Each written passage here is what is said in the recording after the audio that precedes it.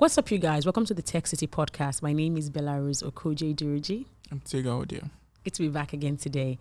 So, very recently, we shared about how the federal government of Nigeria awarded national honors to some Nigerians who had been innovative and who had also pretty much impressed with their innovations and used their innovations and their efforts to project Nigeria in a positive light and, of course, foster unity and oneness with their products and whatnot.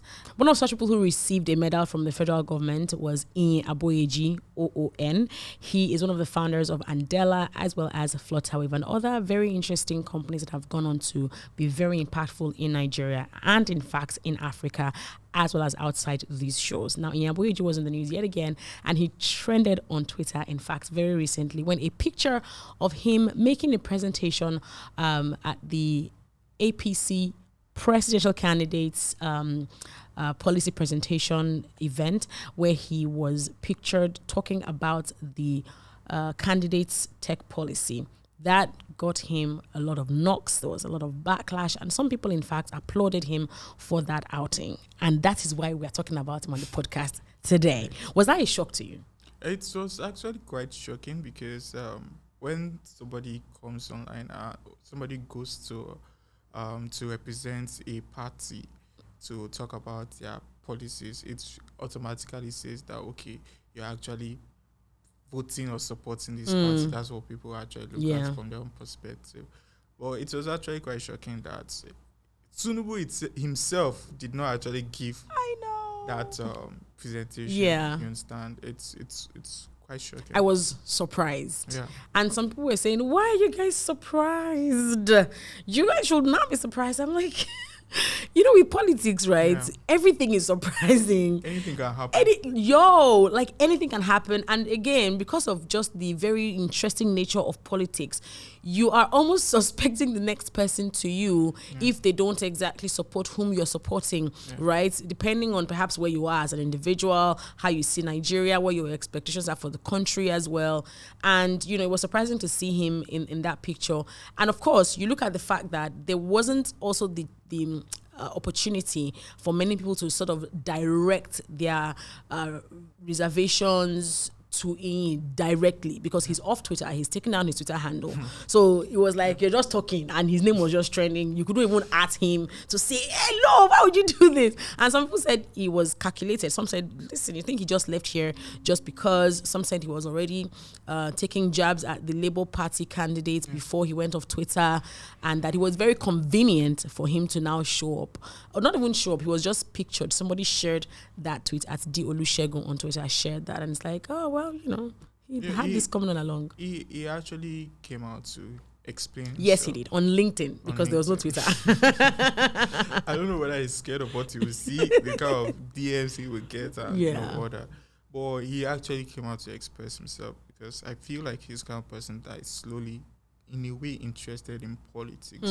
And he said that he will not refuse any opportunity for him to talk about, politics, how politics can impact the digital economy. So him putting that there or representing Tinubu to talk about it is kind of like saying that, okay, he's slowly interested in politics. And I actually feel like, probably later in the future, we might see him in a different spotlight in politics. That's not impossible, actually, when you think about it. Because, again, for some people who are like neck deep in tech, some of them are people who want to use technology to sort of ease the life of Nigerians. And they think that let me not say they think, I believe that when they have been able to attain a level of, for lack of a better word, a level of fame, right? And maybe even more importantly, a level of impact, they feel like, the next step to take this is government, where you are able to make more widespread impact.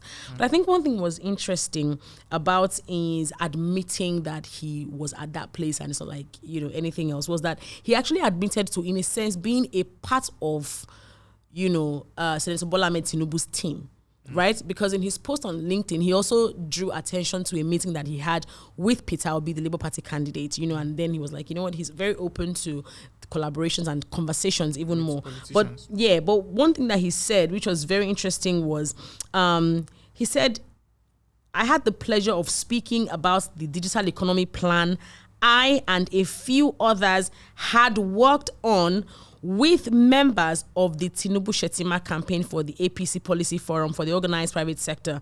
Then he goes ahead to say, on Monday, I also had the pleasure of attending a FinTech 1000 plus meeting with Peter Obi and other industry leaders in the FinTech industry to discuss the Obi Dati plan for FinTech and the digital economy. So I think there was a very clever thing he did, which was he put both information together. Yes. So it's like, I'm just here to I'm a free bird. Because he also said, he actually stated that I am available to provide policy guidance to politicians on the digital economy as time and as opportunity will permit me. Yeah. So I think he's actually trying to play it smart to actually say that, okay, you guys saw me at the APC. He's talking about tech policy for Tinubu. It doesn't mean I'm actually for Tinubu. I'm just trying to help politicians. Figure out the tech aspect of their guidance manifesto that they need as a wide sage or something that he is. So he's just trying to play smart. But me, I actually personally believe that if you're going to be there within tech policies for a candidate, a presidential candidate, it actually gives this assumption they are actually in support of this candidate. But I think he admits it even in that comment. Not many people would have maybe. Again, people probably would have, but I think it was a clever way of saying, it's just. I didn't do anything. I mean, I was with Peter Obi anyway, right? So what? But it's like you actually worked on the documents with one person's campaign as opposed to just having a meeting with this other person, and other people were there as well who don't have any political leanings or at least any known political leanings, and it was a conversation. It was just a meeting as opposed to coming to present a document that you were part of. It's like when you're going to have an assignment, right? You are supposed to be with your group members. When it's time for you to present, you will come out and say, this is what we presented. Does not mean that you cannot hang out with other people who are doing their own group assignments. It's different, because it's different when you are involved in the process and then make a presentation as opposed to just chilling with other people without necessarily considering the fact putting a document together. We are talking about tech policies. If you're giving the example about school group, probably have different that was topics. Just random, I promise. So to be honest, the meeting he had with Peter Obi, other leaders in tech was fintech. Just, it was specifically fintech. And fintech was just to share minds, talk about how the fintechs could actually grow or impact the economy, Nigerian economy. It was just a conversation. It was just a meeting. I think so too. It's like you said, it's just different from, being hands on deck, creating a presentation, slideshow, or whatever it was to talk about. I'm pointing at it and telling them next slide. With your microphone. You know what I mean? To talk about a presidential candidate's tech policy. It's actually quite different from. So based on this and looking at the fact that Iyin Aboyeji has gone, I mean, he doesn't want to exactly admit that he's a part of the campaign, right? He probably will not. But think of how important it is, or maybe in fact how unsafe it is for people like him who have contributed immensely to Nigeria's tech boom. And what it means for them to either be partisan in politics or the level of their involvement and how public they can go with it. Okay. So, personally, I still feel that people have the right to vote. Yeah, or whoever. Even if you want to vote a pillow. You have the right to. No, please don't vote a pillow. But there are some people or celebrities or let's say leaders, you understand, that have decided not to take, such, come out in public to say, okay, this is the kind of person they're actually voting for because they feel like their decision will influence others. People. You understand? Or it will take a big hit in their either reputation or their business. But him coming out to, talk for Tinubu is his own business, to be honest. Actually, it's really his cup of tea. And like some people even said when they were sort of defending him, it's like, you can say what you want to. Man must chop. Yeah. I don't know that it's because he wants to chop, because I don't think he's broke, right? I think I really think that he's made. But then again, We cannot see. See, whosoever win, I'll share there with you. And the newspapers have it that I actually said I was at here. some Peter point. Obi, I said you know, this. I was here with you when you were having the meeting. Tinubu, I actually presented. I know, I don't but actually feel it's that way, but I'm just saying. But I think again a very good example that even when I see this, come to light. One example that also comes to mind is Seun Nigbinde, the CEO of Budget, right? When he became a special assistant, I think it was about a year or two ago, maybe a little bit over 2 years ago. And, many people were like, what? How dare you take a political appointment, right? Like, why? And I don't know. He actually then decided to turn it down. Oh. He did. He turned it down, said he was not going to carry on with that appointment. Because of pressure or what? I think he mentioned, what was his reason at the time? He did mention that he also needed to explain to people why he in fact considered it at all. And then I think he also talked about how he wasn't going to continue because perhaps it did not seem like, I think, the right thing to do, or it just didn't work out in a way. But I don't know that it is wrong for people to be public about their political leanings. It's just sometimes you feel to an extent that you share the exact same realities as some people. Yeah. And so the decision that you make politically, right, would be similar to theirs, or the ones that they make would be similar to yours, because you guys experience the exact same thing. And, we're all in this thing together. And so you think to yourself, okay, if the person that you perhaps want to even align with, right, cannot boldly come out to say, this is exactly what I want to do. Like, okay, even if I don't have the full knowledge of what I want to do about tech in my administration, this is one of the ideas that I have. And I have spoken to X, Y, and Z people, and we have come together to figure out what the direction will be for our tech decision as a government. But then you don't have that. It's an individual who's coming forward to say, okay, this is perhaps what we're suggesting, or this is what we have put together. I don't know how it seems to any other person, but for me, it seems very distant. And this is one that we have dealt with for the longest time. Sometimes you have a president that is not, they don't feel close to the people that they are leading, because they have people who are there doing everything. And so for me, it's like representing them for even debates. And no shade, but for me, it just sort of, it's like we've had enough of that. I think that we have had enough of that. And even he came forward and said, look, he's actually supported the PDP before to help younger members of the PDP win primary tickets and all of those things. And it's like, oh, great. But then how are we seeing all that you have done and some of the struggles that you have faced? How can we see those things impacting your political decision and your political leanings moving forward?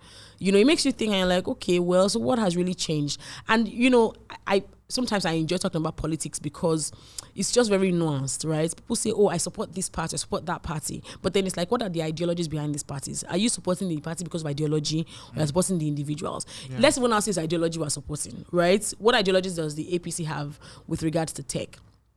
When you look at previous administrations and what they have been able to do, are you able to hold on to, oh, this is what they have done, and this is why I'm supporting them? Or you're like, you know what, I don't really think so. Maybe I want to support this other party because of their ideologies and what they want to do, and whereas we're not doing the exact same thing over and over again every 4 years. I also feel he's, talking about tech policies on behalf of APC, kind of probably gave APC this, kind of made people feel like, okay, APC has this kind of interest in tech. You understand? But I think they sort of do. I know that the current vice president, was heavily. He was a tech bro. He was. Don't joke with. He was. But when you come to think about, let's also talk about, them APC signing the startup bill. Yeah. Startup bill was signed in the administration. You still have to give them credit for that. Actually, yeah. You understand? But you also have to think about what they've done in the past. You understand?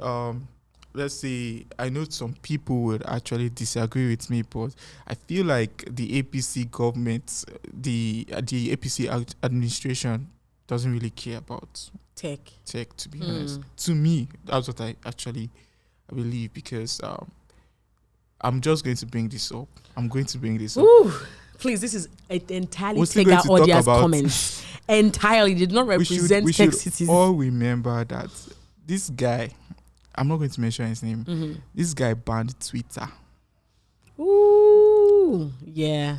And some I haven't other, recovered. Just and FYI. some other, forex and financial institutions. Platforms, yes. You understand? So, how is that meant to help us? You understand? We are really paying, though. How are they helping us, rather? You understand? Because that's actually affected a lot of things. That affected, if we're going to be honest, kind of affected our economy. It did. You understand? It did. So, because I remember, sorry to cut you off. I remember when I think it was Joshua Chibueze of PiggyVest. He talked about how one of their early investors in PiggyVest was somebody who found them on Twitter. Yeah. Sent a DM, and that was where that investment came from. One of their early investors, and it was not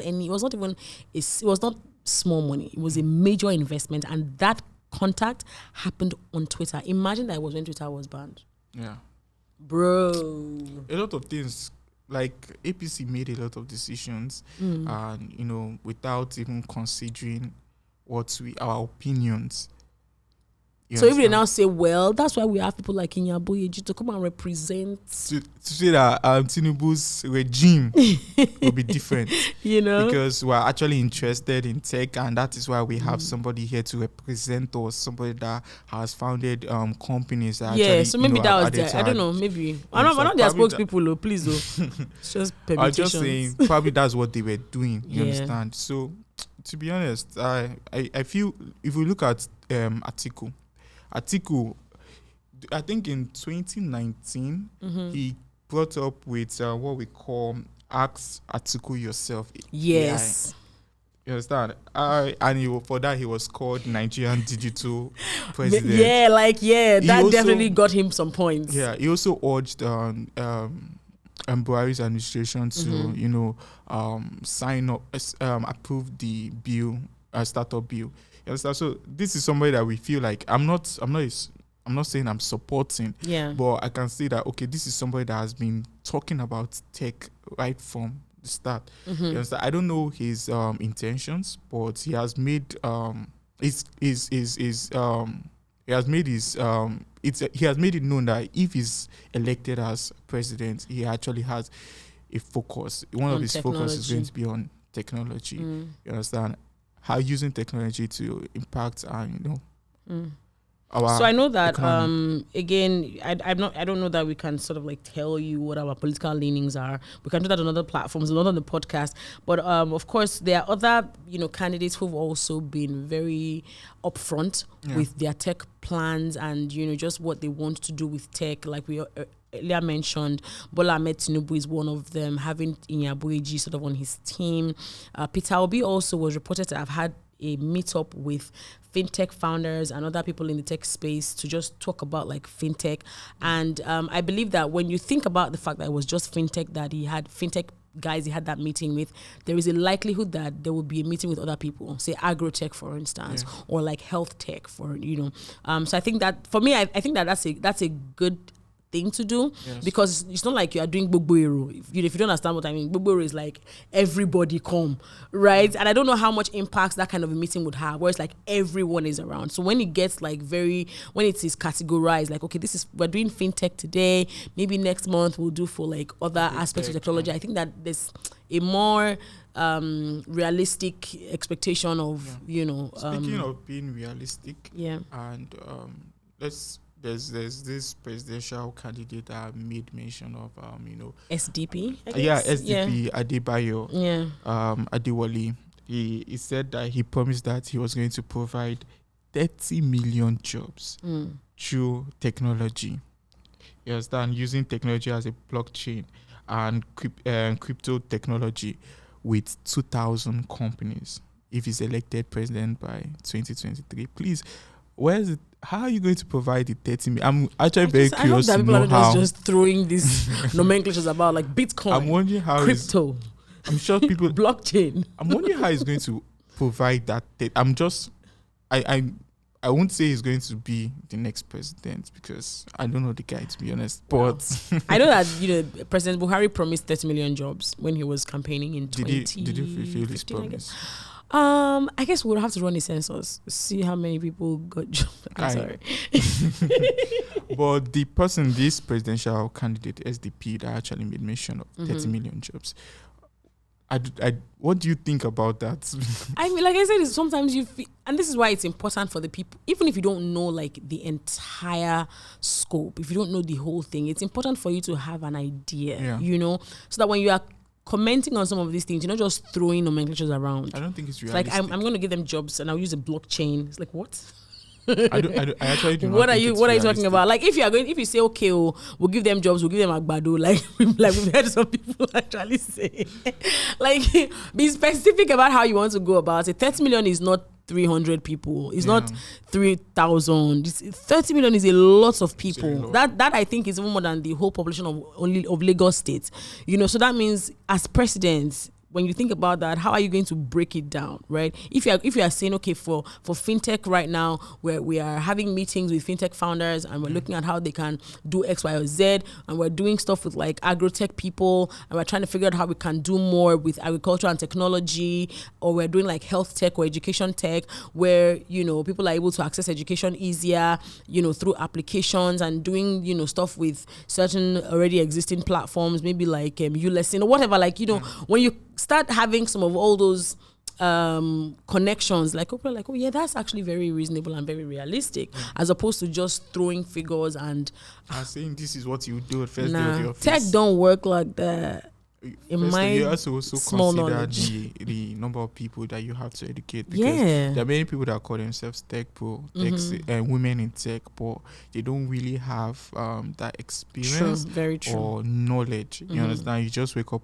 one morning, you start your UX design, your designs are not really good, yet you call yourself a tech pro. We are judging you. So you also have to actually consider education, tech education, in that if you're actually saying you want to provide 30 million jobs. Because I'm still going to say, we can agree that there are many people that actually transition into tech and they're actually doing okay. So many, but in the midst of that, there are still many people that actually still need proper navigation. Absolutely. And I think it's also important to also note that for people who are going into tech, and that's why knowledge is important, like it's not only about software development, because for some people it's like, that's just it, like crypto. You have to learn how to code. That's not all there is to technology. It's a whole country of like many different things, and you know, I think but wishing all of them the best, to be honest. May the best man win, but I think that anyone who's going to prioritize technology at this point shouldn't prioritize it as a second-hand thing, right? Where you are I don't know, where it's like a delegation. It's got to be something that you as an individual are also very passionate about, and you are intentional about that deliberateness, if there's a word like that, has to be there for impact, and far-reaching impacts, really. That's all the conversation for today. We hope that you found this insightful. Who are you voting for? Can you tell me? No. Yeah.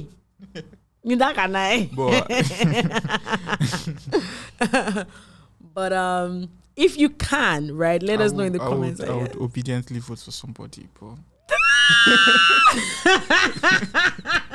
I did not say who I was going to vote for. Okay, well, thank you so much for that. Well, we thank you for watching, and we hope that you enjoyed this conversation. Like the video or the audio, wherever you are listening or watching this podcast on. Please obey by doing any of that. My name is Bella Rosa Koje Duruji. Take out, yeah. See you guys next time on the TechCity Podcast. Thanks for listening. Right.